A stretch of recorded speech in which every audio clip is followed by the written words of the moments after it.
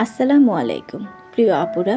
শীতকাল মানেই হচ্ছে নানা স্বাদের পিঠা পায়েস। তো আমারও ইচ্ছে হলো তেলের পিঠা বানাবো। আমার মায়ের হাতের তৈরি এ পিঠা আমার কাছে অসাধারণ লাগে। যেই ভাবা সেই কাজ, লেগে গেলাম তেলের পিঠা তৈরির কাজে।